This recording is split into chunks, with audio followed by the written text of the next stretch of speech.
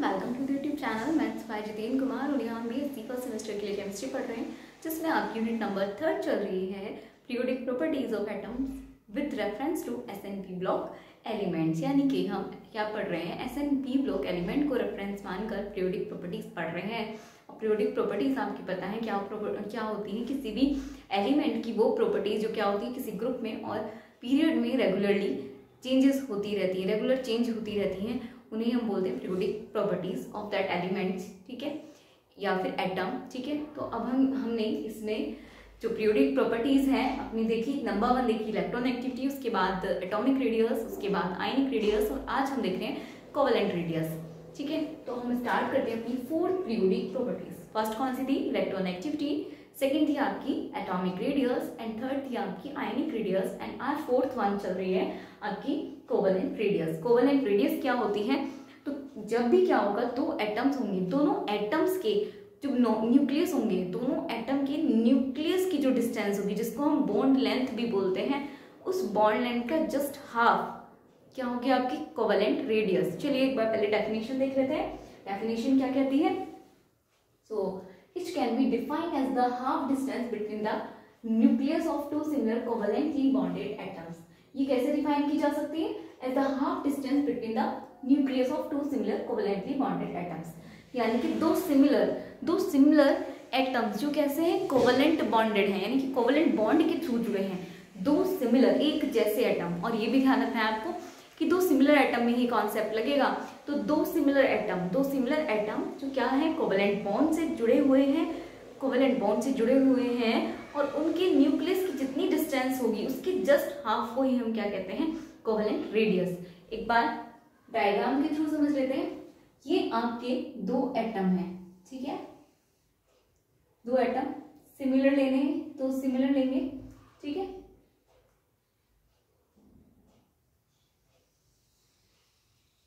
ये आपके दो एटम्स हैं, ठीक है, पास है बिल्कुल, ये दो एटम है, बॉन्डेड है ना कोवेलेंट बॉन्ड से। ये मान लीजिए इस वाले एटम का न्यूक्लियस ये है और इस वाले एटम का न्यूक्लियस ये है। इनकी जो डिस्टेंस होगी, इनकी जो डिस्टेंस होगी इसकी, इन दोनों न्यूक्लियस, यानी कि इस एटम के और इस एटम के बीच के जो न्यूक्लियस हैं, उनकी जो बीच के न्यूक्लियस के बीच की जो डिस्टेंस है उसका जस्ट हाफ,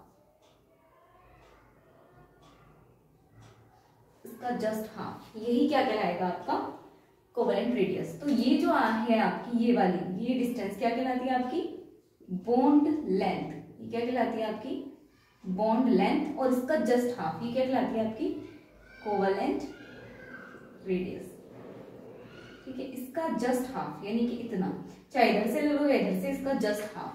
ठीक है, और ऐसे जस्ट हाफ क्या है, दोनों जो आपके एटम्स होते हैं, दोनों एटम्स हैं, क्या कर रहे हैं, कोवेलेंट बॉन्ड से जुड़े हुए हैं। कोवेलेंट बॉन्ड से जुड़े यानी कि इनके जो इलेक्ट्रॉन्स होते हैं बीच में जुड़े रखे जाते हैं बिल्कुल बॉन्ड के।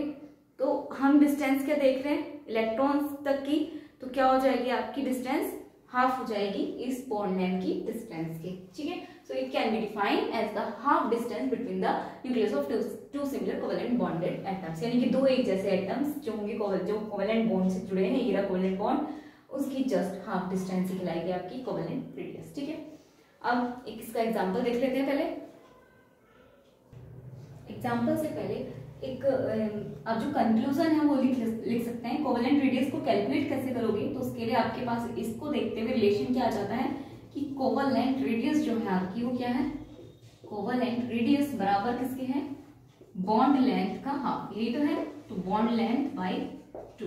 तो अगर आपको बॉन्ड लेंथ पता है तो आप कोवेलेंट रेडियस इजीली निकाल सकते हैं। ठीक है, अगर आपको बॉन्ड लेंथ पता है तो आप कोवेलेंट रेडियस आराम से निकाल सकते हैं। ठीक है, या तो ये या ये वाली क्या होंगी, इसकी हाफ, और ये क्या होगी आपकी कोवेलेंट रेडियस। और कोवेलेंट रेडियस निकाल सकते हो अगर आपको बॉन्ड लेंथ पता है, उसका जस्ट हाफ करिए, ये क्या आ जाएगी आपकी कोवेलेंट रेडियस। एक एग्जांपल देखें, अगर जो एग्जांपल की बात करें तो देखो, जो बॉन्ड लेंथ होती है ना किसकी, Cl की, बॉन्ड लेंथ ऑफ Cl और Cl के बीच की जो बॉन्ड लेंथ है वो कितनी होती है, 1.98 एंगस्ट्रॉम होती है। अब आपको बॉन्ड लेंथ पता है, तो अगर पूछे कि Cl की जो कोवेलेंट रेडियस है वो कितनी होगी, तो रेडियस है तो आर से डिफाइन करेंगे ना, रेडियस को आर से जो स्मॉल आर है उससे दिखाएंगे। तो आप चाहे तो कोवेलेंट रेडियस लिख सकते हैं पूरा या आर लिख सकते हैं। तो आर बराबर क्या बॉन्ड लेंथ के, बॉन्ड लेंथ कितना है 1.98 और इसको डिवाइड कर देंगे 2 से, और एंगस्ट्रॉम में है तो एंगस्ट्रॉम में आएगी। तो आर बराबर कितना हो जाएगा, इसका आंसर हो जाएगा, उधर लिख देती हूँ साइड में, इसका आंसर हो जाएगा 0.99 एंगस्ट्रॉम। ठीक है, तो ये है इसका। अब की CL एटम की हमें बॉन्ड लेंथ बता दी 1.98 एंगस्ट्रॉम, अगर बॉन्ड लेंथ पता है उसको 2 से डिवाइड करके ये हमारी कोवेलेंट रेडियस आ जाएगी।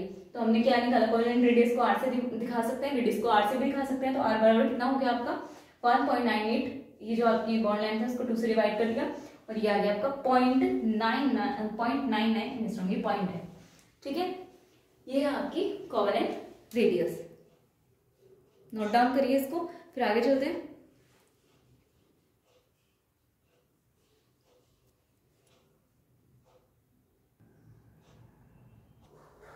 चलिए, आपकी जो फोर्थ थी वो उतनी थी। ठीक है, कोवेलेंट रेडियस। अब हम देखते हैं वन डर वाल रेडियस। ठीक है, कोवेलेंट रेडियस के बाद आते हैं वन डर वाल रेडियस। वन डर वाल रेडियस जो होती है वो एटॉमिक रेडियस हो या आयनिक रेडियस हो या फिर आपकी कोवेलेंट रेडियस हो, उन सब में सबसे ज्यादा होती है। इसका रीजन क्या है, इसका रीजन ये है क्योंकि जो एटम्स होते हैं वो आइसोलेटेड होते हैं, अलग अलग होते हैं। ठीक है, दूर होते हैं, उनके बीच में कोई बॉन्डिंग तो होती नहीं है, बॉन्डिंग नहीं होती, अलग अलग हो रहे होते हैं। तो उनके बीच में जो डिस्टेंस होगी, दो एटम, दो आइसोलेटेड एटम्स के बीच में, दो आइसोलेटेड एटम्स के न्यूक्लियस के बीच की जो डिस्टेंस होगी उसके हाफ को बोलते हैं हम वन डर वाल रेडियस। अब वन डर वाल और कोवेलेंट में कंफ्यूज नहीं होना, मैं डायग्राम के थ्रू भी इसको क्लियर करूंगी। ठीक है, कोवेलेंट और वन डर वाल दोनों को इसमें समझेंगे। चलिए पहले एक बार डेफिनेशन देख लेते हैं। डेफिनेशन क्या कहती है, it is measured in isolated form. ये मेजर कैसे किया जाता है, इन आइसोलेटेड फॉर्म में, ये मेजर किया जाता है आइसोलेटेड फॉर्म में। And it can be define, define किया जाता है कैसे, as a half distance between the nucleus, यानी कि न्यूक्लियस के बीच की डिस्टेंस होगी उसका हाफ ऑफ नियरली एटम्स। तो जो एटम है पास वाले, दो पास वाले एटम्स के बीच के न्यूक्लियस, तो पास वाले एटम्स के न्यूक्लियस के बीच की डिस्टेंस का जस्ट हाफ, दो पास वाले एटम्स के न्यूक्लियस की डिस्टेंस का जस्ट हाफ। और वो भी कैसे एटम्स ले रहे हैं हमें, सिमिलर मॉलिक्यूल्स के एटम। ठीक है, सिमिलर मॉलिक्यूल्स के एटम ले रहे हैं, उसे हम क्या कहते हैं, वन डर वाल रेडियस। और वन डर वाल रेडियस जो होगी वो क्या होगी, हमेशा is always more than atomic, ionic as well as covalent radius. जो आपकी वन डर वाल रेडियस होगी वो कैसे होगी, एटॉमिक रेडियस हो या आयनिक रेडियस हो या कोवेलेंट रेडियस हो, उन सब में सबसे ज्यादा होगी। ठीक है, सबसे ज्यादा किसकी होगी, वन डर वाल रेडियस की। बिकॉज इन दिस कंडीशन, ऐसा क्यों होता है, क्योंकि इस कंडीशन में जो एटम है वो आइसोलेटेड फॉर्म में रहते हैं, आइसोलेटेड फ्रॉम ईच अदर, एक दूसरे से दूर अलग रहते हैं। जो एटम्स हैं वो एक दूसरे से अलग रहेंगे तो उनकी डिस्टेंस बढ़ जाएगी। कैसे, चलिए एक बार समझ लेते हैं।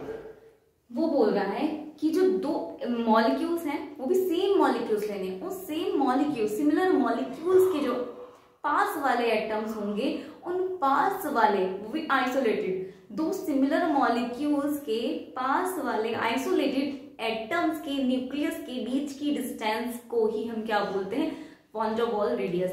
कैसे, मॉलिक्यूल्स लेना है तो मॉलिक्यूल्स एटम से मिलकर बना होगा, चलो मैं बड़ा बना देती हूँ। ठीक है, तो एक तो आपका एटम ये रहा और एक एटम ये रहा, तो ये मॉलिक्यूल बन गया पूरा, ये तो देखा था। और इसका न्यूक्लियस यहाँ है और इसका न्यूक्लियस यहाँ है। ठीक है, ये हमने देखा था। अब उसने बोला है ये वाली जो रेडियस होती है, ये जो था इनके बीच की डिस्टेंस, ये वाली, इसका जस्ट हाफ, तो हमने क्या बोला था, ये इसका जस्ट हाफ, ये रहा इसका जस्ट हाफ। तो हमने ये वाली जो डिस्टेंस, इसको हमने क्या बोला था, ये हो या फिर इधर हो, इसको हमने बोला था कोवेलेंट रेडियस। क्या बोला था, कोवेलेंट रेडियस। ठीक है, कोवेलेंट रेडियस। ये तो एक मॉलिक्यूल बन गया, एक एटम ही रहा, एक एटम रहा, और इनके बीच की डिस्टेंस को हमने कोवेलेंट रेडियस बोल दिया। अब अगर इसी के जैसा एक और मॉलिक्यूल ले रहे हैं, क्योंकि मॉलिक्यूल्स होंगे, वन डर वाल रेडियस जो है, वन डर वाल जहाँ पे फोर्स लगता है वहीं पे होती है। ठीक है, तो जहाँ पर वन डर वाल फोर्स होता है वहीं पे काम करते हैं। वन डर वाल फोर्स क्या होता है, वीकेस्ट फोर्स कहलाता है। और उस फोर्स में क्या होता है, मॉलिक्यूल्स दूर दूर रहते हैं ना, कोई बॉन्डिंग तो नहीं होती, पास रहते ही नहीं है, आइसोलेटेड फॉर्म में रहते हैं या आइसोलेटेड रहते हैं, एक दूसरे से अलग रहते हैं, ऐसा कह सकते हैं आप। ठीक है, तो एक मॉलिक्यूल्स तो ये अलग है। अब एक और मॉलिक्यूल्स अगर हम बनाएं, एक एटम ये रहा उस मॉलिक्यूल का और एक एटम ये रहा, ये इसका न्यूक्लियस और ये इसका न्यूक्लियस। ठीक है, और फिर इनके बीच की जो डिस्टेंस होगी उसे हमने क्या बोला था, ये वाली जो डिस्टेंस है उसको ही हमने क्या बोला था, उसके हाफ को हमने क्या बोला था, वन डबल रेडियस। तो ये वाली डिस्टेंस हो या ये वाली, सॉरी ये था आपका कोवेलेंट रेडियस। क्या है आपकी कोवेलेंट रेडियस, ये तो दोनों आपके कोवेलेंट रेडियस है, चाहे इधर वाला इधर वाला। और वन डबल में क्या अंतर है, वन डबल में अंतर है जो दो सिमिलर, एक जैसे दिख रहा है ना मॉलिक्यूल, दो सिमिलर मॉलिक्यूल्स के पास वाले एटम। अब आप देखो ये एक मॉलिक्यूल ले रहा है, एक मॉलिक्यूल से रहा, इन दोनों में पास कौन से आ रहे एटम, क्या ये वाला ये वाले पास है, नहीं ये तो दूर है, पास कौन से, ये वाले। तो दो सिमिलर मॉलिक्यूल्स के पास वाले एटम्स, दो सिमिलर मॉलिक्यूल्स एक जैसे, उनके पास वाले near by atoms, near by तो यही है, ये तो दूर जा रहे हैं, जो उनके पास वाले एटम्स हैं उनके न्यूक्लियस के बीच की डिस्टेंस, उनका न्यूक्लियस जैसे ये रहा, इसका न्यूक्लियस कहाँ ये रहा, इसका न्यूक्लियस ये रहा, उनके बीच की डिस्टेंस ये वाली, उनके बीच की डिस्टेंस का हाफ, उनके बीच की डिस्टेंस का हाफ, इट हाफ है, समझ लीजिए, ठीक है, उनके बीच की डिस्टेंस का हाफ, यही क्या कहलाता है आपका वन डबल रेडियस। यहां से यहां कह दो या फिर यहां से यहां कह दो, यही है आपकी वन डबल रेडियस, दोनों, ठीक है, वन डबल रेडियस, ठीक है, यही है आपकी वन डबल रेडियस। आई होप अब आपको क्लियर हो गया होगा। देखो दो मॉलिक्यूल्स, दो सेम मॉलिक्यूल्स के पास वाले एटम्स के बीच, जो पास वाले एटम्स के न्यूक्लियस के बीच की डिस्टेंस का जस्ट हाफ क्या कहलाएगा आपको वन डबल रेडियस। और मैंने इसी में ही कोवेलेंट रेडियस भी समझाया ताकि आपको कंफ्यूजन ना हो, ठीक है। इसमें जो दो एटम्स होते हैं, दो एटम्स के न्यूक्लियस के बीच की डिस्टेंस के जस्ट हाफ को हम कोवेलेंट रेडियस बोलते हैं, और दो मॉलिक्यूल्स के पास वाले एटम्स के बीच, पास वाले एटम्स की न्यूक्लियस डिस्टेंस, बीच की न्यूक्लियस की डिस्टेंस का हाफ को हम बोलते हैं वन डबल रेडियस, ठीक है, ये होती है आपकी वन डबल रेडियस। अब ये जो वन डबल रेडियस है वो ज्यादा होती है किससे, कोवेलेंट रेडियस हो या आयनिक रेडियस हो या फिर एटॉमिक रेडियस हो, सबसे ज्यादा होती है। क्यों, इसका रीजन यही है, देखो यहाँ पर ये वाली रेडियस हमेशा ज्यादा क्यों होगी, बॉन्डिंग देखो यहाँ पर, अगर दो एटम बिल्कुल पास आ रहे हैं, ठीक है, एटम यहाँ पर देखो कोई एटम है, ये वाली डिस्टेंस को क्या बोलते हैं, एटॉमिक रेडियस हो गया एटम के अंदर, और आयनिक क्या हो रहा है, आयन्स है, तो आयनिक में क्या हो जाएगा, अगर चार्ज आ रहा है नेगेटिव पॉजिटिव हो रहा है जैसे भी है, तो उसमें क्या हो जाएगा, आयनिक रेडियस क्या है, घट बढ़ जाती है, यानी कि इस वाली इसके रिस्पेक्ट में घटती बढ़ती है, इसके आसपास ही रहेगी। और फिर अगर हम बात करें इसकी कोवेलेंट की, तो कोवेलेंट में थोड़ी और ज्यादा हो जाती है, क्यों कि ये और ये बॉन्ड मिल रहे हैं, और इसके जस्ट हाफ को बोलेंगे हम, ठीक है, तो मिल रहे हैं थोड़े पास आए होंगे। और जो कोवेलेंट वन डबल है उसमें तो दो मिल ही नहीं रहे हैं, मिल ही नहीं रहे हैं, यानी कि पास है ही नहीं, पास नहीं है तो इनकी डिस्टेंस ज्यादा होगी ना, ज्यादा होगी तो उसका हाफ भी ज्यादा आएगा इनसे, तो इसीलिए वन डबल रेडियस हमेशा ज्यादा होती है किससे, इन सब से। एटॉमिक हो, हमने अभी एटॉमिक भी पढ़ ली है, आयनिक भी पढ़ लिया, कोवेलेंट भी पढ़ ली है। ये आपकी लास्ट रेडियस थी वन डबल रेडियस। अभी इसके लेकिन आपकी पीरियोडिक प्रॉपर्टीज 5th ही है, अब 6th चलेगी आपकी पीरियोडिक प्रॉपर्टीज, ये 5th चल रही है, 6th चलेगी। पहली कौन सी थी, इलेक्ट्रोनेगेटिविटी, दूसरा था एटॉमिक रेडियस, तीसरा था आपका आयनिक रेडियस, और 4th था आपका कोवेलेंट रेडियस, और अब है आपकी वन डबल रेडियस। वन डबल रेडियस के बाद आपकी 6th पीरियोडिक प्रॉपर्टीज चलेगी, ठीक है। पहले एक बार यहाँ तक नोट करिए, फिर एक डेफिनेशन लिखेंगे, यहाँ के बाद डेफिनेशन लिखेंगे, पहले यहाँ तक नोट करिए।